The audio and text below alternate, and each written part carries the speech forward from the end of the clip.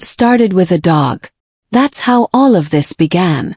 A stray wandering through the cold night, its fur matted with dirt, ribs pressing against thin skin. I should have ignored it. I should have kept walking. But something about its eyes, deep, dark, too knowing, made me stop. I was on my usual late-night run, the streetlights flickering above, casting long, twisting shadows on the cracked pavement. It was the kind of night where the silence felt heavy, like the world was holding its breath. My earbuds were in, a playlist humming softly, but even with the music I felt watched. That's when I saw it. At first, I thought it was just a pile of trash near the alleyway. Then the pile moved. A slow, deliberate shift like something waking up. I yanked out my earbuds, my heartbeat suddenly too loud in my ears. And then, from the darkness, the dog stepped forward. Its body was long, unnaturally thin, as if it had been starved for weeks. But its eyes, God, its eyes were human. Not literally, of course, but there was something in them that made my skin prickle, something too intelligent, too aware. It didn't bark. It didn't growl. Just stared. I don't know why, but I crouched down, reaching a hand out cautiously. "Hey, buddy," I murmured, my voice sounding too loud in the empty street. "You okay?" The dog's head tilted. A slow, unnatural motion, like a puppet being pulled by invisible strings. And then it smiled. I swear on everything, its lips curled back in a way no dog should. Not a snarl. Smile. I stumbled back, heart slamming against my ribs. My rational mind tried to reason it away. Maybe it was just baring its teeth. Maybe the shadows were playing tricks on me. But deep down I knew. Something wasn't right. I turned, deciding I'd pretend this never happened, that I'd finish my run and forget about the dog with the two human eyes. But the moment I took a step forward, I heard it. A whisper. Not a bark. Not a growl. A whisper. Right behind me. I whipped around so fast I nearly lost my balance, but the dog hadn't moved. It was still standing there, watching. The whisper had come from somewhere else. From everywhere. My breath came out in short, panicked bursts. I wasn't crazy. Heard it. Heard it. I backed away slowly, never taking my eyes off the dog. It didn't follow. It just stood there, grinning in the dim light. Ran. I don't know how long I ran for, but by the time I made it home, my lungs were burning. I slammed the door behind me, locking it out of pure instinct, hands shaking as I braced myself against the wood. I told myself I was overreacting, that I was exhausted, that it was just a dog, just a stray looking for food. But then I heard scratching, persistent, coming from the front door. I froze, every muscle in my body going rigid. The sound was slow, deliberate, like something testing the barrier between us. I inched forward, pulse hammering in my throat, and pressed my ear against the wood. Silence. I exhaled shakily, forcing out a nervous laugh. Maybe my mind was playing tricks on me. Maybe it was just the wind. Then, right against the door, something whispered my name. And it wasn't human. I stood frozen, my back pressed against the door, heart hammering so hard I could hear it in my ears. The whisper was faint, almost delicate, but I knew what I had heard. Name. From the other side of the door. The room felt colder all of a sudden, a chill creeping into my bones. My mouth was dry, my breathing shallow. I told myself to move, to grab my phone, to do anything but stand there like some helpless horror movie cliché. But my body refused to listen. Another scratch. Low. Deliberate. Like fingernails dragging over wood. I swallowed hard, forcing myself to think rationally. Maybe it was just the wind rattling a branch against the house. Maybe the dog had wandered onto my porch, and I was letting my imagination twist everything into something sinister. I took a shaky breath, then reached for the peephole. My fingers trembled as I leaned in, pressing my eye against the tiny glass circle. Nothing. Just the dark, empty porch. No dog. No movement. No sign of anything that should have made that noise. But I couldn't shake the feeling that something was there. Watching. Waiting. I stepped back, chest tight with unease. This wasn't normal. This wasn't just a stray dog. And then silence. The scratching stopped. The air grew heavy, thick, as if the world itself was holding its breath. I should have felt relieved. Instead, I felt worse. Because when something stops making noise, it's often because it's already inside. I spun around, scanning the dimly lit room. The windows were shut, the curtains drawn. Everything looked exactly as I had left it. But the quiet was wrong. Too deep. Too unnatural. I took a cautious step forward, feeling the floorboards creak beneath me. My phone was on the coffee table. If I could just grab it, call someone. Anyone. Maybe this uneasy feeling would go away. I reached out, fingers brushing against the screen when I heard it again. The whisper. Not from the door this time. From behind me. My body went rigid, my breath catching in my throat. Every instinct screamed at me, don't turn around. But I had to. Slowly, inch by inch, I turned. The room was empty. But the dog was inside. It stood near the hallway, half in shadow, its thin body unnaturally still. Its eyes gleamed in the dim light, wide and watching. I had locked the door. I knew I had locked the door. So how was it inside? I took a step back. The dog didn't move. It just stood there, head slightly tilted, that awful too wide grin stretching across its face. A shiver crawled down my spine. Then, in the same whispering voice, it spoke. Let me in. My stomach dropped. My skin prickled with cold. The words weren't barked or growled, they were spoken. Clear. Human. I couldn't breathe. I couldn't think. Dogs don't talk. I took another step back, gripping the edge of the coffee table for support. My mind scrambled for logic, for reason, for anything that made sense. Maybe I was dreaming. Maybe this was some kind of exhaustion-induced hallucination. But then it moved. Not like a dog. Not like anything that should exist. Its body twisted. Its limbs stretching in ways that made my stomach churn. Took a step forward, slow, calculated. And then another. Let me in, it whispered again. I didn't wait to hear it a third time. I grabbed my phone and ran. My feet pounded against the hardwood as I sprinted toward my bedroom, slamming the door shut behind me. My fingers fumbled with the lock, twisting it so hard I almost broke it. Silence.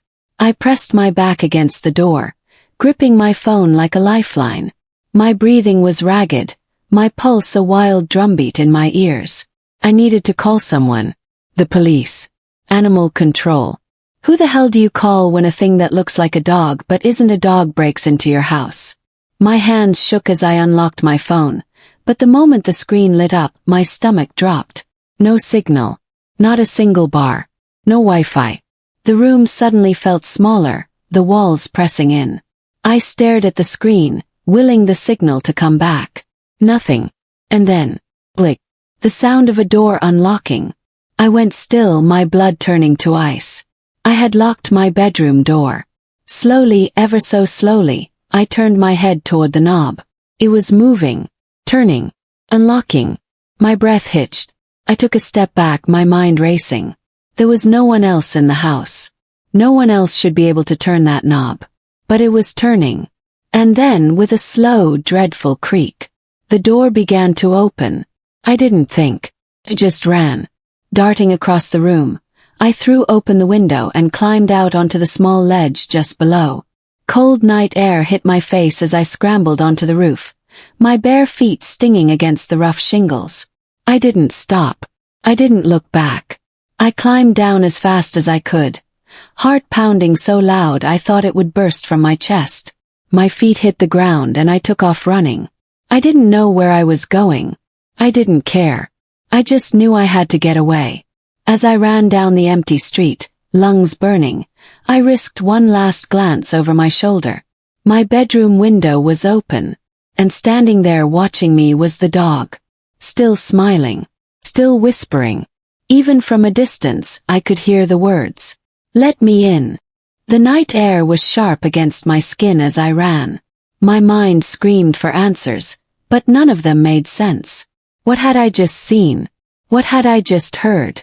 My legs burned, my breath came in ragged gasps, but I didn't stop. I couldn't. The street was empty, every house dark and silent, as if the whole world had turned its back on me. I fumbled for my phone again, hoping, praying that I had service now. But the screen remained the same. No bars, no Wi-Fi, no connection to anything. I stopped near a flickering streetlight, chest rising and falling as I fought to catch my breath. My hands trembled as I glanced back toward my house, half expecting to see the dog, or whatever it was, still standing there. But the window was empty. The sight should have given me relief, but it didn't. The emptiness was worse. It meant I didn't know where it had gone. A rustling noise made me whip around, my pulse spiking. The bushes near the sidewalk shifted, branches bending under some unseen weight. I took a step back, my mind screaming at me to run, but my body frozen in place. Then, from the darkness, a pair of eyes appeared. Not glowing, not unnatural, just eyes reflecting the dim streetlight, staring at me through the leaves. But they weren't the same as the thing in my house. This was a different dog. Real dog. It was a golden retriever, its fur tangled and dirty, its ribs pressing against its skin. It stepped forward hesitantly, sniffing the air as if trying to decide if I was safe. I let out a shaky breath. "Hey, buddy," I whispered, my voice barely above a breath. The dog's tail wagged slightly, but its eyes stayed locked on me, wary. There was something sad in the way it moved, something cautious, as if it had seen too much. For the first time that night, I felt a small sense of comfort. Real dog. A living, breathing, normal dog.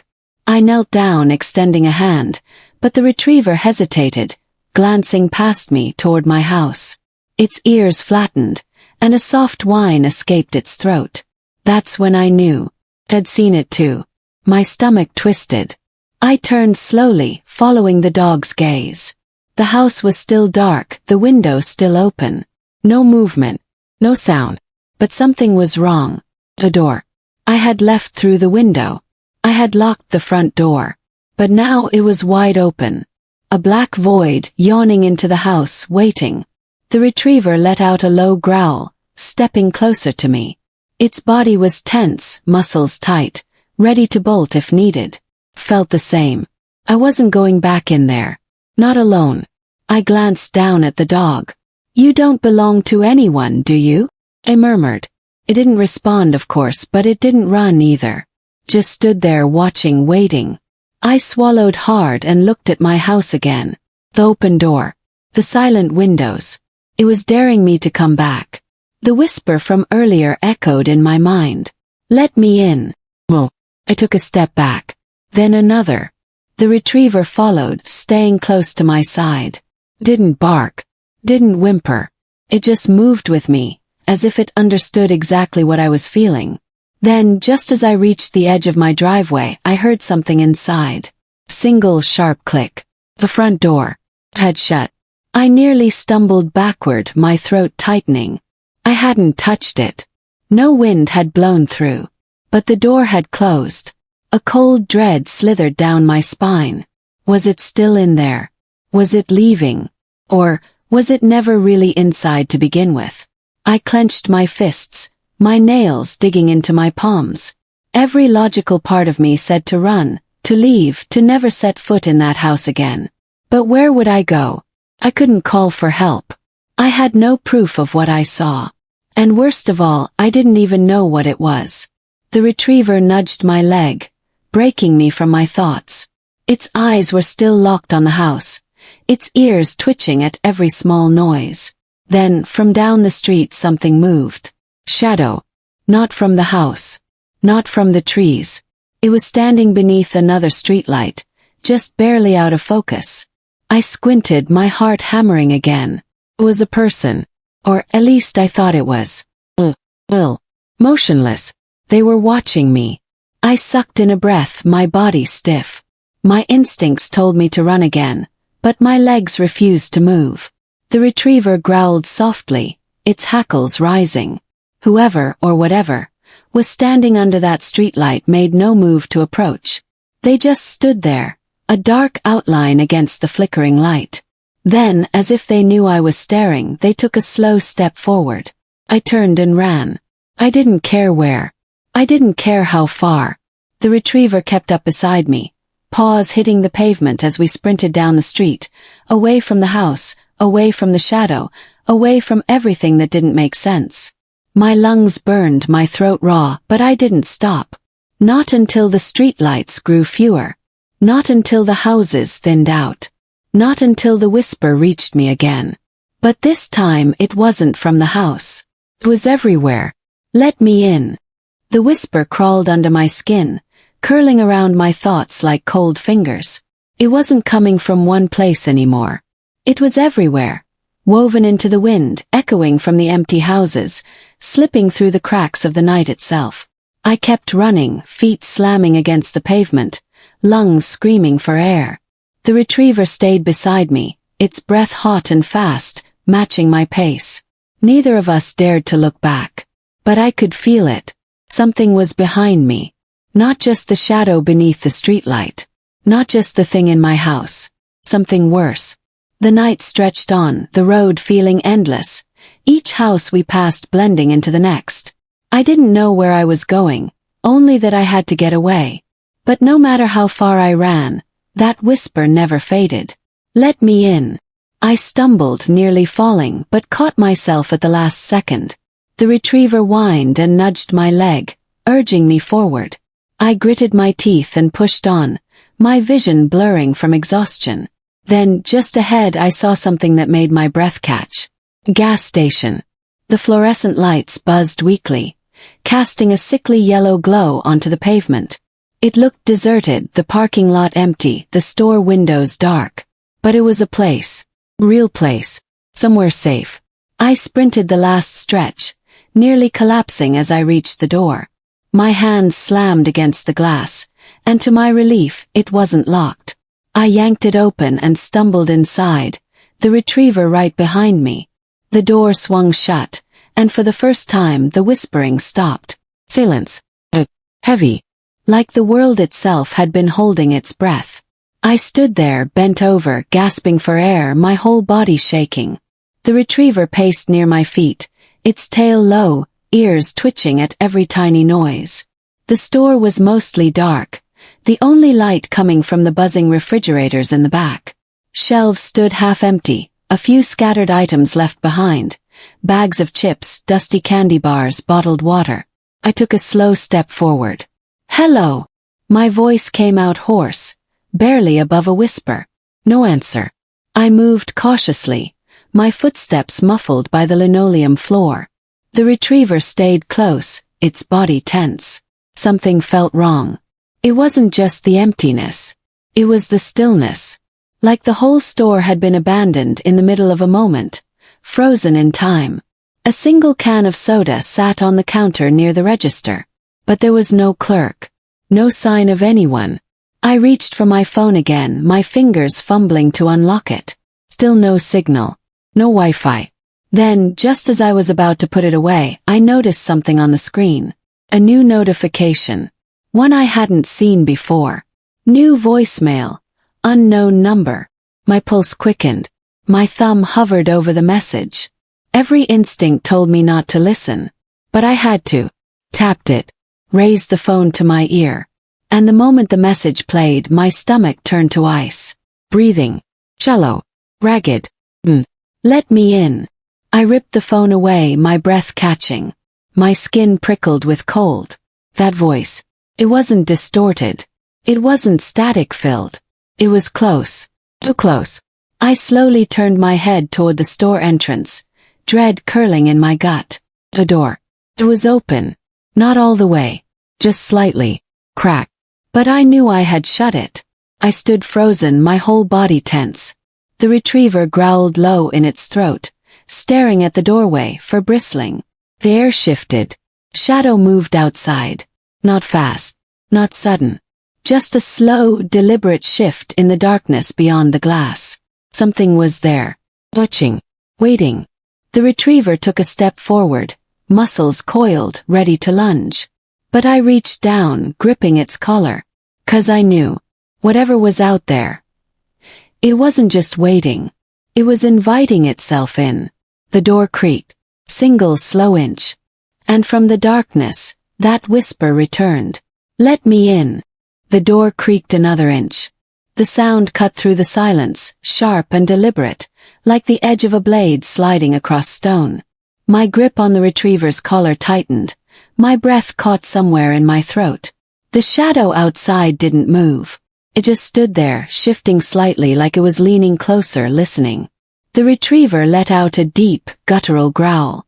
It wasn't just a warning, it was a challenge. Defiance. But the whisper didn't stop.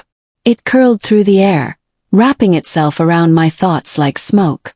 Let me in. I took a step back, pulse hammering against my ribs. My mind screamed at me to run, to hide, to do something, but my body refused to move. I wasn't just afraid. I was frozen, trapped in that moment between knowing something is wrong and understanding just how wrong it truly is. Then the lights flickered. A brief stutter. Barely a second. But when they came back, the door was wide open. The retriever lunged forward, barking so viciously that it didn't sound like the same dog anymore. It was pure instinct, pure terror. But nothing stepped inside. The doorway remained empty, a gaping void leading into the night. I swallowed hard, heart thundering. The air inside the store had shifted, the kind of shift you don't see, but feel, like the moment right before a storm breaks, when everything is holding its breath. Then, from behind me, voice. Not a whisper this time. Not distant. Not outside. Right next to my ear. You shouldn't have run. I spun so fast I nearly lost my footing, hands flying up defensively. My breath came in short, panicked gasps. But there was no one there. Just the empty store. The shelves. The dim glow of the refrigerator lights casting long, uneasy shadows. The retriever was still barking at the doorway, tail rigid, body tense. But I wasn't looking at the door anymore. I was looking at the security mirrors mounted in the corners of the ceiling. In the reflection, there was someone behind me. I didn't move. I didn't breathe. Every nerve in my body locked into place, ice spreading through my veins. The reflection wasn't clear. It was distorted, warped by the curve of the mirror. But I could see it. Unmoving. Standing just behind me, inches away. I felt it before I heard it. A breath. Cold against the back of my neck. Then, so softly it almost wasn't a sound at all. Let me in. Ran. I didn't think. I didn't look. I just ran, feet barely touching the ground as I bolted toward the back of the store. The retriever followed, paws skidding against the tile as it lunged after me. The aisles blurred past in streaks of dull color. Shelves toppled behind me as I knocked into them, cans and boxes crashing to the floor. I didn't care. I just needed out. I spotted a door ahead, a heavy metal one, likely leading to the back storage or an exit. My shoulder slammed into it, hands fumbling for the handle. It wouldn't budge. I whirled around, chest heaving. The retriever planted itself in front of me, growling so deep it sounded like a rumble through the floor. I looked past it, and I saw it. Not in the mirror this time. Standing in the aisle. In the flesh. It was tall, unnaturally tall, its head nearly grazing the ceiling. Its limbs were long, too long, draped in something that could have been skin or something much, much worse. But it was its face that made my stomach drop.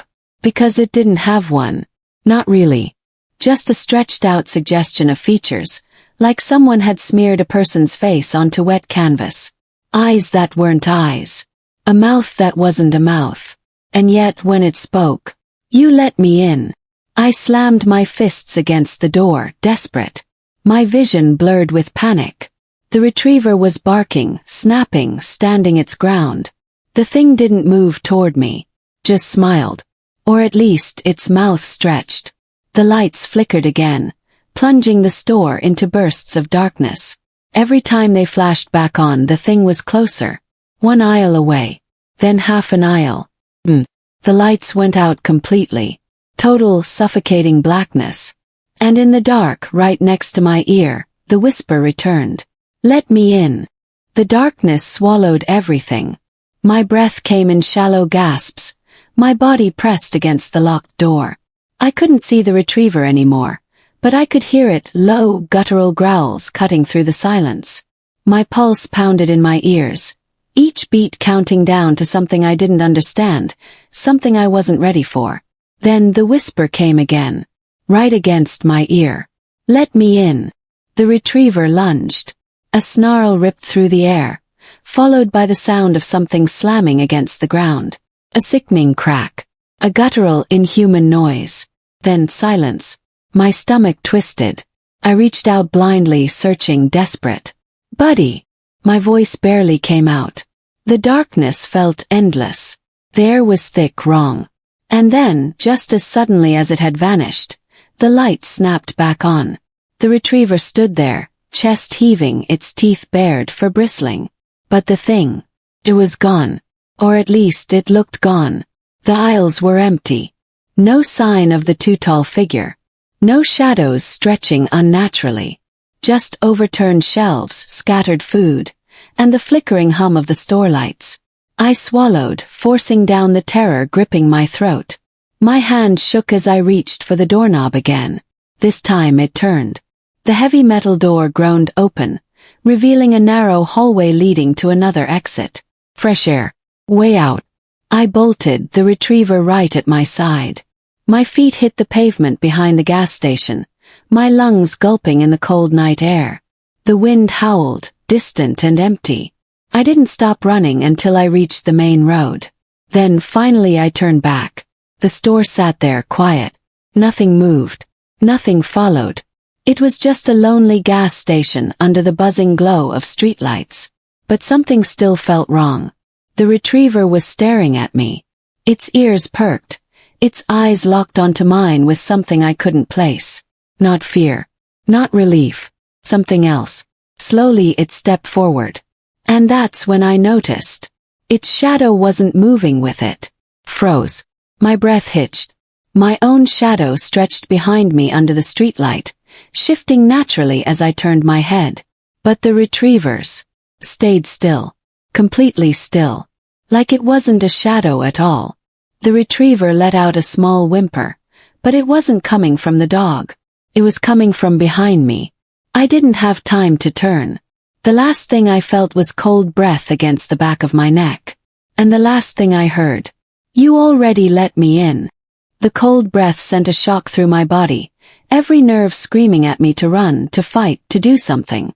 But I couldn't move. My feet felt like they were sinking into the pavement, the world stretching and warping around me. The retriever, or whatever it was now, stood motionless, its golden fur ruffling in the wind, its eyes locked on mine. And then, just as suddenly as it had come, the feeling was gone. The cold breath, the pressure, the suffocating presence. I could move again. I stumbled forward, gasping, spinning around so fast I nearly lost my balance. But there was nothing behind me. Just empty road, the gas station glowing weakly in the distance, and the sound of my own ragged breathing. The retriever let out a low whimper and trotted toward me, cautiously sniffing my leg as if making sure I was still real. My hands trembled as I reached down, running my fingers through its fur. Felt warm, solid, normal. But its shadow still didn't move. I swallowed hard, trying to force my mind to make sense of it. Maybe it was a trick of the light. Maybe I was exhausted, my brain misfiring after everything that had happened. Maybe.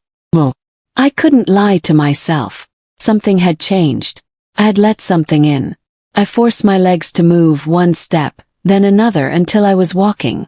The retriever followed closely, its head low, its ears flicking at every small sound in the night.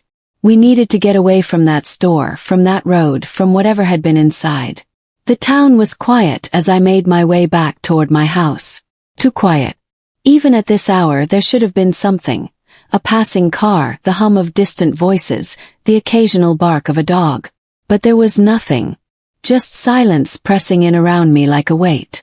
When I finally reached my street, my house stood there just as I had left it. Dark. Ill. The front door slightly ajar. I hesitated at the curb, my gut twisting. I didn't want to go back inside. Every instinct screamed at me to turn around, to keep walking, to never look back. But where else could I go? The retriever nudged my leg, as if sensing my hesitation. I took a deep breath and stepped forward. The house felt wrong the moment I crossed the threshold. The air inside was thick, heavy, carrying a scent I couldn't quite place. Not rotten, not damp, just The retriever didn't want to go in. It stood at the doorway, its paws just touching the threshold, eyes locked onto the darkness beyond. It let out a soft, uncertain whine. I swallowed hard and flipped the light switch. Nothing. Power was out. I pulled my phone from my pocket, the glow from the screen casting long, shaky shadows against the walls. My pulse pounded as I stepped further inside. The house was exactly as I had left it. The overturned chair in the kitchen. The half-drunk cup of coffee on the table. The curtains billowing slightly from the open window. But it felt empty. Not the kind of empty when no one is home, but the kind of empty when something has been taken away. The retriever finally stepped inside, moving cautiously, its ears swiveling as it sniffed the air. I walked toward the living room, trying to shake the feeling creeping up my spine. And that's when I saw it. A mirror. It was cracked, a thin, jagged line running down the center. I hadn't noticed it before. I stepped closer, my breath catching. My reflection stared back at me, wide-eyed, tense. The retriever stood beside me in the glass, its head tilted. But something was wrong. My shadow was there. The retriever's wasn't. My stomach dropped. I turned my head slowly, looking down at the real dog beside me. It looked up at me, its eyes soft, questioning. I looked back at the mirror. The retriever in the glass was still staring straight ahead. It hadn't moved. Hadn't reacted. Hadn't blinked. I took a step back. The reflection of the retriever stayed in place. Then, so slowly I almost thought I imagined it. It smiled. Not the way a dog does. Not with wagging tails or happy eyes. Human smile. Wait. Unnatural. Won't. My breath caught in my throat. The real retriever let out a deep growl, stepping in front of me, hackles raised. And then, the mirror shattered.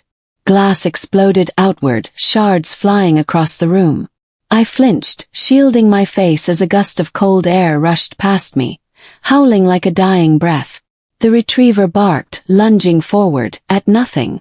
And just like that, it was over. The house felt still again. The air cleared.